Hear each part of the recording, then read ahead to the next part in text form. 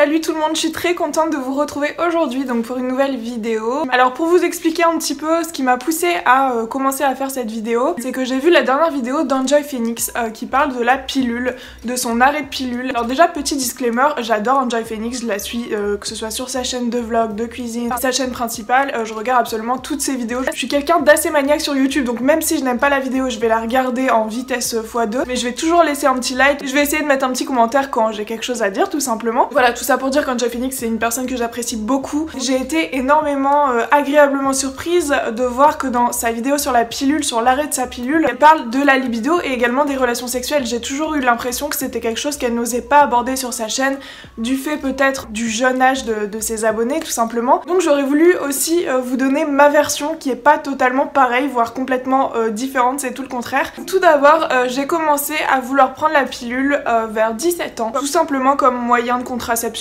Voilà, j'avais absolument pas d'acné, j'avais aucun souci à régler. J'ai été chez ma gynéco qui m'avait prescrit l'Ilou-G, il me semble, c'est une pilule qui est assez connue.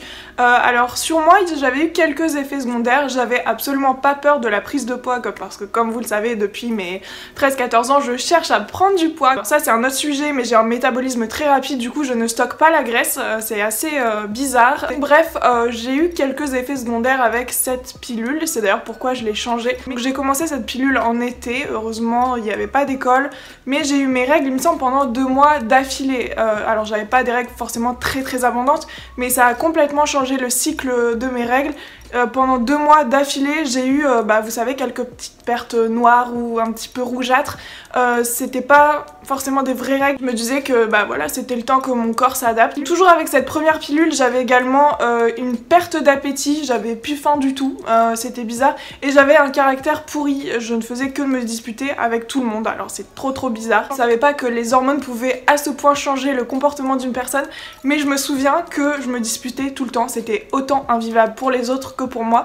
Je me souviens encore quand j'étais sur la terrasse de chez moi et je me disais mais en fait qu'est-ce qui m'arrive? Je vivais pas encore avec Flo et je me disputais vraiment 3 fois par semaine avec Flo et c'était invivable. Je cherchais la merde à tout le monde et c'était uniquement depuis que j'avais pris cette pilule. Alors je ne sais pas si c'est lié ou pas. Donc avec ces effets secondaires au bout du 2e mois, quand j'ai vu que les règles ne s'estompaient pas, à un moment c'est un petit peu chiant d'avoir une serviette hygiénique tout le temps dans la culotte quoi, 2 mois d'affilée puis même ça irrite, enfin c'est vraiment pas ouf. Donc j'ai décidé de retourner chez ma gynéco qui m'a conseillé cette fois-ci Optidril. Je crois que j'avais plus du tout les effets secondaires, maintenant ça remonte, hein, je me souviens plus trop, mais j'avais plus les effets secondaires, sauf que j'ai oublié de préciser également, depuis que j'ai mes règles, c'est-à-dire depuis mes 12 ans et demi, bien sûr au début c'était pas très régulier, mais on va dire depuis mes 13 ans, j'ai toujours eu des règles hémorragiques et très douloureuses. Même avant de prendre la pilule, je me souviens d'une crise que j'avais eue vers mes 15-16 ans où j'étais vraiment tétanisée dans mon canapé, je ne pouvais plus bouger. Et en fait je comparais du coup mes règles à mes copines, c'est-à-dire en cours. Moi par exemple je mettais, vous savez, les gros tampons orange, vraiment les formats plus parce que j'étais vraiment terrorisée que ça coule en classe et tout. Et ces tampons là je devais les changer toutes les 30 minutes. Donc vous vous rendez bien compte que dans des cours vous savez de 2 heures, c'était vraiment très compliqué pour moi. Et je vous dis pas le stress que j'avais, que ça coule. En plus je sentais que ça coulait même avec le tampon, c'était vraiment horrible. Quand je vous dis que c'était des règles hémorragiques, c'était vraiment hémorragique, j'étais un robinet. Mais je vous parle de ça avec le sourire parce que ça va faire environ 4 ans je dirais que j'ai plus mes règles. Du coup je vais vous raconter bien sûr après ce qui s'est passé. Et donc bref, lors de mon 2e rendez-vous chez la gynéco, elle m'a prescrit Optidril qui était censé diminuer donc les douleurs ainsi que le flux. Donc moi trop contente, ok pour Optidril, y a pas de souci. Sauf que cette pilule, je crois que je l'ai pris pendant 1 an et ça n'avait rien changé en fait. Ça n'avait absolument rien changé. J'avais toujours le même flux énormément abondant quand j'allais dans la douche. Mais je me souviens, c'était vraiment un truc de malade en fait. Ça coulait.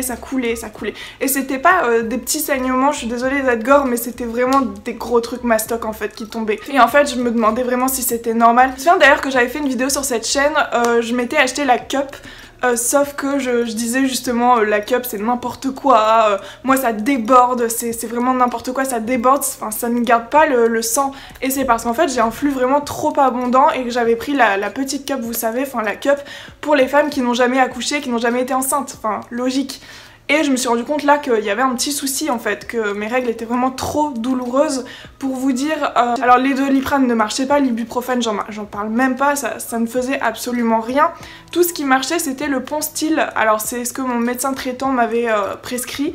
Le Ponstil, pour celles qui connaissent, qui ont les règles vraiment très douloureuses, j'en prenais énormément par jour, au point qu'à un moment donné ça ne fasse plus rien. Et donc je vous raconte pas, à ce moment-là j'étais au lycée, je stressais à chaque fois que j'allais avoir un examen, parce que forcément en examen tu peux pas vraiment tout le temps aller aux toilettes. Je priais limite pour que mes règles n'arrivent pas à cet examen-là, et d'ailleurs j'étais tellement soulagée quand je savais que je n'allais pas avoir mes règles au bac. Je dirais que je suis restée sous Optidryl jusque mes 18 ans il me semble, quand j'ai commencé à aller à la fac. J'ai pris rendez-vous avec ma gynéco pour dire que clairement ça n'allait plus du tout. En fait c'est plus possible, c'est pas vivable, surtout que j'allais commencer à travailler, à avoir mon petit CDI en caisse, et en caisse vous-même vous savez que quand il y a du monde on peut pas forcément tout le temps aller aux toilettes.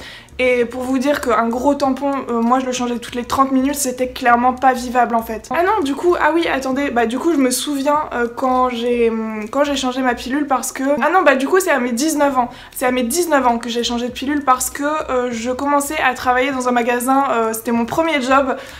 Pendant 3 mois j'ai travaillé dans l'enseigne d'Evred en tant que vendeuse, et c'est clairement pas possible de rester comme ça debout tout le temps avec mes règles abondantes qui me faisaient très mal. Et du coup je me souviens que j'avais commencé à prendre Optidryl en continu.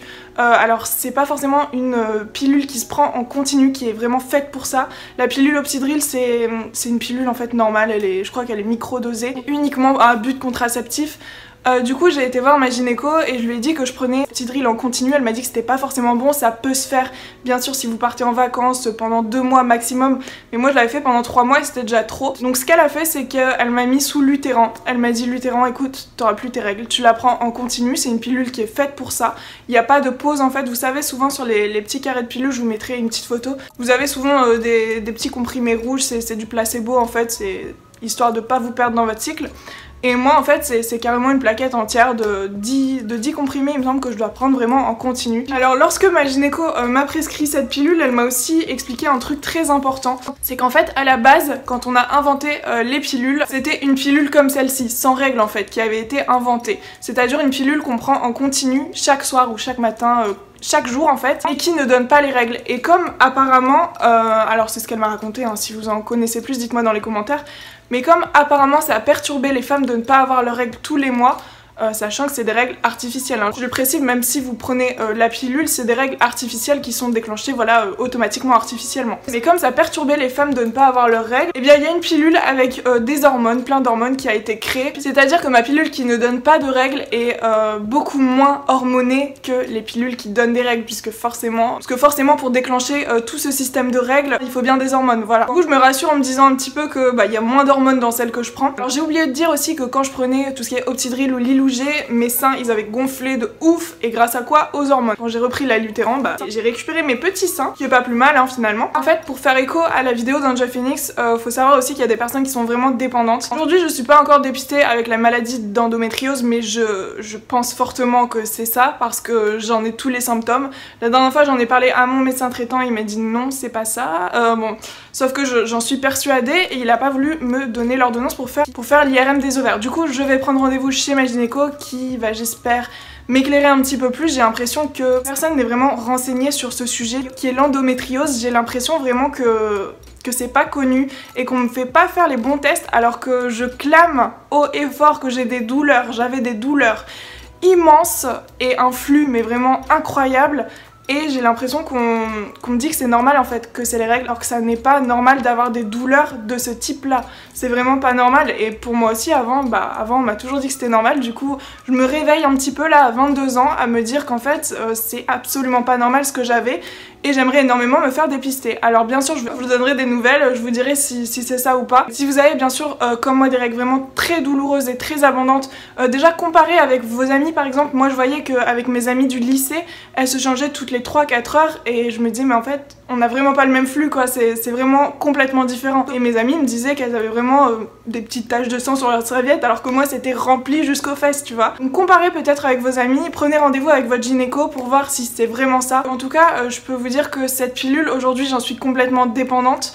Je sais que je vais pas pouvoir la prendre toute ma vie parce que ça reste quand même des hormones qui atrophient mes ovaires pour qu'il n'y ait pas de règles, ce qui reste assez gore quand même, mais c'est la seule solution que j'ai trouvée pour avoir une vie sociale, pour aller travailler, pour pouvoir gagner de l'argent en fait, parce que je sais pas comment j'aurais fait pour passer mes examens sans cette pilule, puisqu'en 4 ans il y aurait bien eu une fois où j'aurais eu mes règles pendant les examens, vu tous les examens que j'ai passés, et ça aurait été le drame en fait. Voilà, cette vidéo elle était tout simplement pour vous dire qu'en fait il y a des personnes aussi qui sont dépendantes de la pilule et qui ne peuvent pas s'en passer, même si c'est nocif, on le sait bien sûr. C'est pour rebondir aussi un petit peu sur le port du soutien-gorge, alors ça n'a rien à voir mais je sais pas si vous savez mais moi je clame haut et fort le non-port du soutien-gorge. Je sais que par exemple il y a des personnes qui m'ont dit écoute Chloé c'est bien beau de faire des vidéos comme ça mais moi je peux pas m'en passer parce que j'ai vraiment des problèmes de dos, une énorme poitrine et je peux vraiment pas m'en passer. Et du coup je me sens un petit peu plus légitime à comprendre ce qu'elles ressentent avec tout cet engouement du no-bras, ne portez plus soutien-gorge, c'est mauvais pour la santé, les armatures, tout ça. Et c'est un peu ce qui est en train de se passer avec la pilule,